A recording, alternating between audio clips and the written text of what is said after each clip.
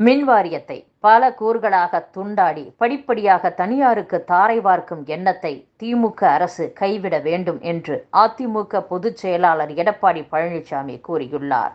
தன்னாட்சி அதிகாரமுடைய தமிழக அரசின் பொதுத்துறை நிறுவனம் என்ற மின் வாரியத்தின் அந்தஸ்தை திமுக அரசு சிறுக சிறுக பறித்து படிப்படியாக தனியார் வசம் ஒப்படைக்க திட்டமிட்டுள்ளதாக தொழிற்சங்கத்தினர் குற்றம் சாட்டுகின்றனர். எனவே மறுசீரமைப்பு என்கிற போர்வையில் மின் வாரியத்தை பல கூறுகளாக துண்டாடி படிப்படியாக தனியாருக்கு தாரை வார்க்கும் எண்ணத்தை திமுக அரசு கைவிட வேண்டும் என்றும் எடப்பாடி பழனிசாமி தெரிவித்துள்ளார்.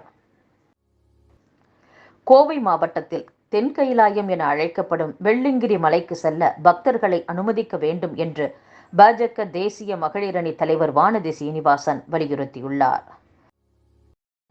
அதிமுகவின் உள்கட்சி தேர்தல் விவகாரத்தில் தலையிட முடியாது என்று தேர்தல் ஆணையம் தெரிவித்ததை அடுத்து அது தொடர்பாக தொடுக்கப்பட்ட வழக்கை தள்ளுபடி செய்து சென்னை உயர்நீதிமன்றம் உத்தரவிட்டுள்ளது.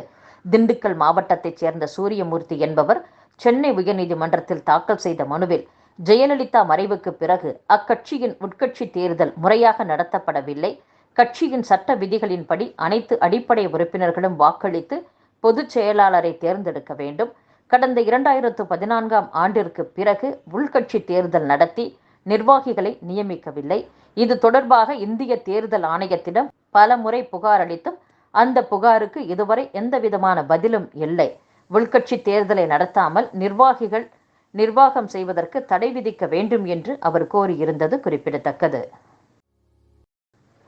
வேலூர் கன்னிகாபுரம் மாநகராட்சி தொடக்கப்பள்ளியில் மாணவர்களுக்கு காலை உணவு தினமும் தாமதமாக வழங்கப்படுவதை அறிந்த மாவட்ட ஆட்சியர் விளக்கம் கேட்டு மெமோ வழங்கி உத்தரவிட்டுள்ளார்.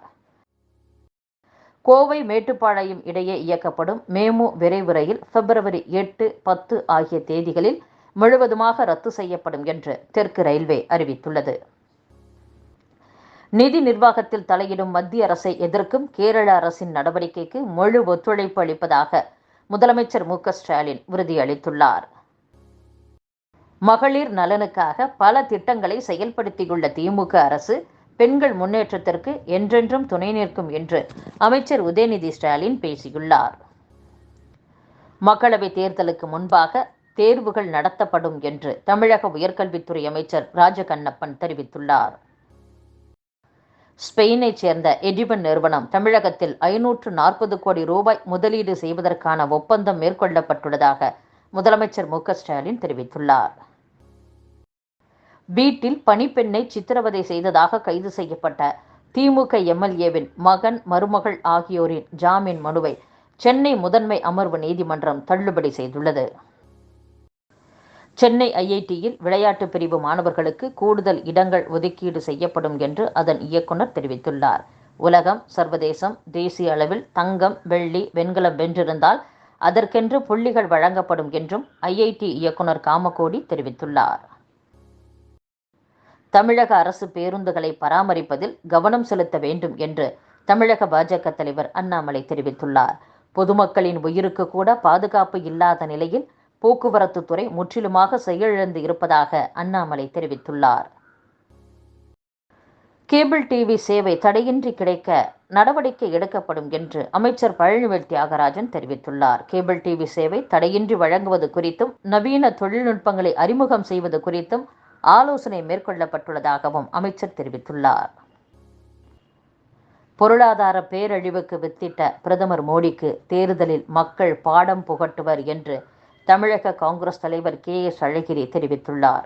நேரு வளர்த்த பொதுத்துறையை பிரதமர் மோடி அழித்து கொண்டிருக்கிறார் என்றும் KS அழகிரி விமர்சித்துள்ளார். கோடநாடு வழக்கின் தடயவியல் அறிக்கையை பொறுத்து அடுத்த கட்ட விசாரணை நகரும். OPS, EPS பாஜகவிடம் கொத்தடிமைகளாக இருந்து அவர்களது கட்சியை அடகு வைத்தவர்கள் என்றும் OPSக்கு கொடநாடு வழக்கு குறித்து பேசுவதற்கு எந்த தகுதியும் இல்லை. எங்களை பொறுத்தவரை கோடநாடு வழக்குக்கு புத்துயிர் கொடுத்து செயல்பட்டு வருகிறார் தமிழக முதலமைச்சர் ஸ்டாலின். எந்த நேரத்திலும் அமலாக்கத்துறையை சந்திக்க நாங்கள் தயாராக உள்ளோம். ED, IT யார் வந்தாலும் வரட்டும், பிரச்சனை எதுவும் இல்லை. மடியில் கனம் இருந்தால்தான் வழியில் யாருக்கும் பயம் இருக்கும். எங்களுக்கு எந்த மடியிலும் கனமும் இல்லை, வழியில் பயமும் இல்லை. அமலாக்கத்துறை வந்தால் காஃபி விருந்து வைத்து உபசரிக்க தயாராக இருக்கிறோம் என்று அமைச்சர் ரகுபதி பேசியுள்ளார்.